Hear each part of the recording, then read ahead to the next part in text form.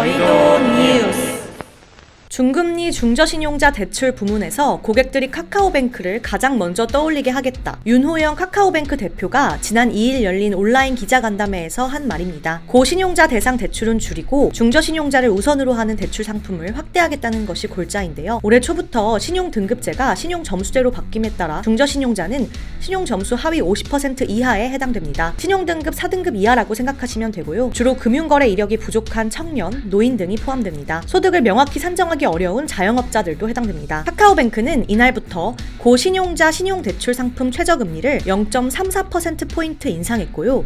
중신용 대출 금리는 최대 0.6%포인트 인하했습니다. 지난달 22일에는 직장인 마이너스 통장, 직장인 신용대출 등 고신용자 신용대출 최고 한도를 1억 5천만 원에서 1억 원으로 낮추기도 했습니다. 하반기에는 자체 신용에 기반한 중저신용자 전용 상품을 선보이는 등 본격적인 중저신용자 대출 공급 확대에 나설 계획이라고 전했습니다. 윤 대표는 지난해 성적표만 말하면 사이돌 대출과 민간 중금리 대출을 합쳐 1조 4천억 원을 공급했다라며 약속하는 건 지난해보다 올해 더 많은 중금리 상품을 공급하겠다. 외형이 생각보다 많이 커져서 고객에게 혜택을 드려야 한다고 생각한다라고 강조했습니다. 또한 중금리 중저신용자에 대한 구체적인 대출 규모는 금융시장 여건, 건전성, 리스크 관리 현황 등에 따라 달라질 수 있지만 지난해와 비교해 중저신용자 대출 비중을 올해 획기적으로 제고하겠다라고 덧붙였습니다. 카카오뱅크는 중저신용자와 금융이력 부족자 씬파일러를 위한 새로운 신용평가 시스템을 개발 중인 것으로 드러났습니다. 지난 3년간 사이돌 대출과 민간 중금리 대출 운영 경험에서 쌓은 데이터와 노하우에 카카오뱅크가 보유한 금융, 비금융 데이터를 결합해